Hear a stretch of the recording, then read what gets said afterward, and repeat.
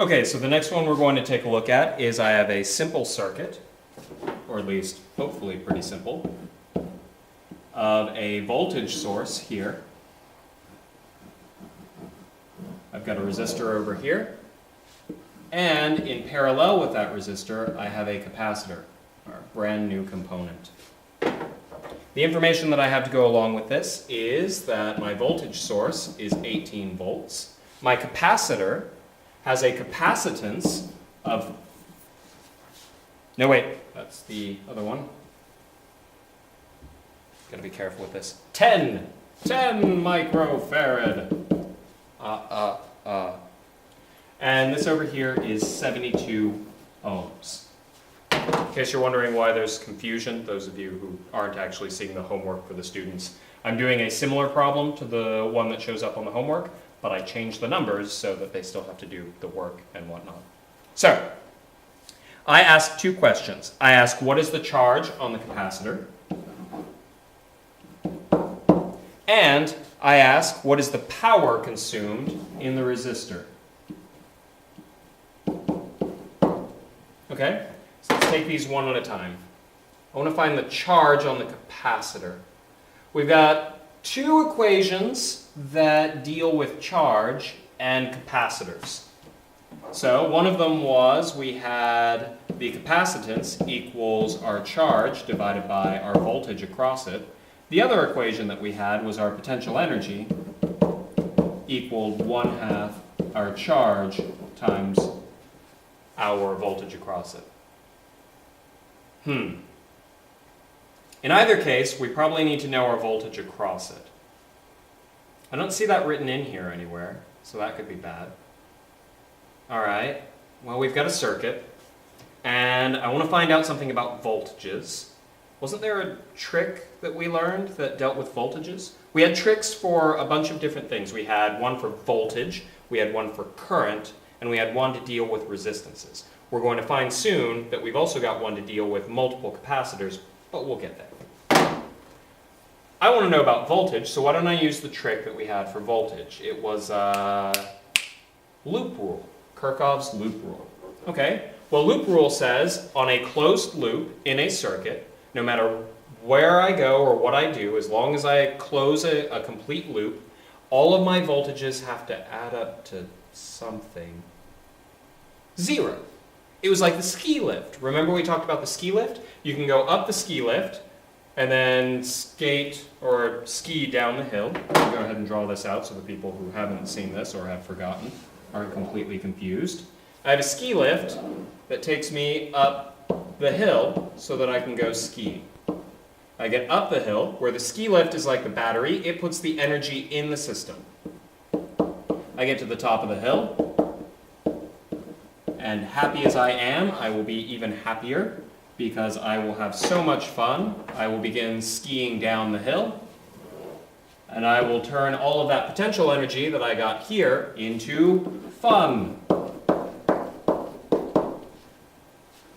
But if I want to do the whole thing again, no matter how low I go or how high I finish up, I've got to make my way back over to the ski lift and get it the exact same height so I can get back on the ski lift and do all of it again.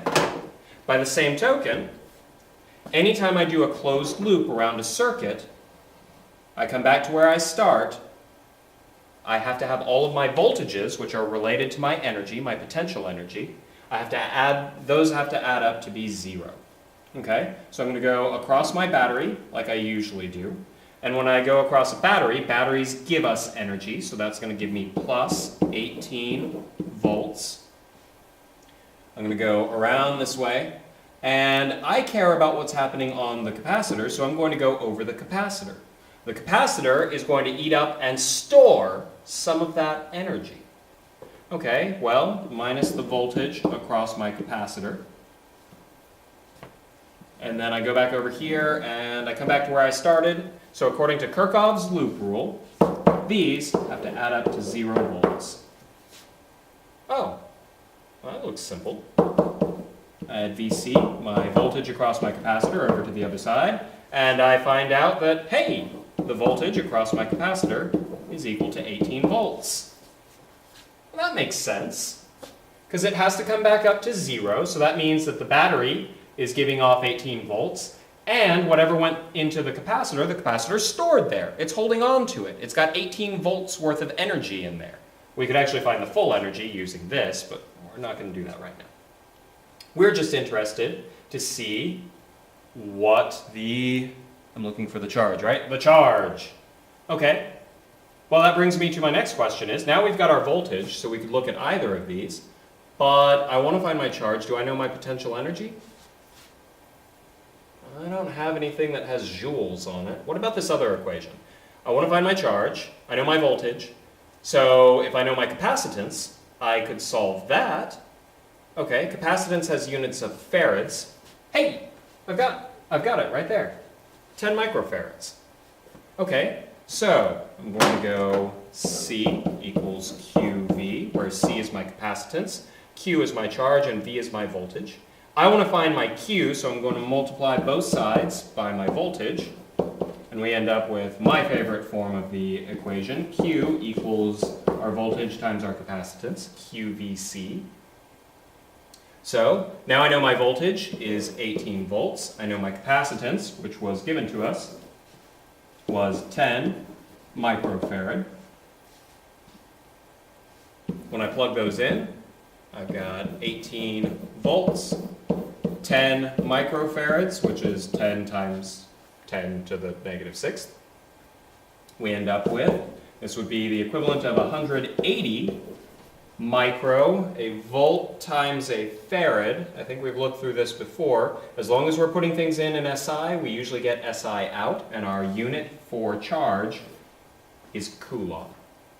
Okay, so 180 microcoulomb, which is also equal to, I could put this in scientific notation, 1.8 times 10 to the negative fourth coulomb. Both of these are acceptable answers. Okay, we're not quite done yet though. Now we found the charge, so I've found the first half of what I want. And this is after the circuit's been connected for a very long time, because again, if I ask you about it right after we connect the circuit, while this guy is charging up, then things get a little weird. We actually have to use calculus for the most part to solve that. So that's only something that I'll be asking APC. Okay? I also ask, what's the power going through our resistor here? Okay, well, as you may have already guessed, well, I could fill out my chart like I normally do, but I've only got the one component to look at here, so I think we'll be okay. I need some additional information on this, though. Let's start off with our equations for power. If you remember, oh, yeah, there's another one there. I gave you, for the power through a resistor, we had 3 equations. P equals IV, so our current times our voltage, but it also equaled our current squared times our resistance, and it also equaled our voltage squared over our resistance. All of these things are equal to one another. They're all equal to the power. And the reason why that can be really useful is, right now, all I know is my resistance. Well, there's a good bet that I don't want to use power equals current times voltage because I don't even use my resistance in there. So I'd have to find 2 other things to solve it. All right, so it's probably one of the others. If I could find the current going through or the voltage, then I'd be set. Let's take a look. I don't know my voltage. I also don't know my current. Let's see if I can find one. Well, we didn't know the voltage across the capacitor. What did we do there? We did loop rule. So I'm going to start here on the far side of the battery, like I always like to do. I go across the battery, and I end up with plus 18 volts. I continue going around.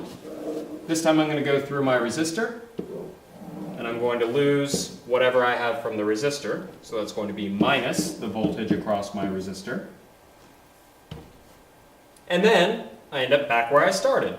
So that means that this equals 0.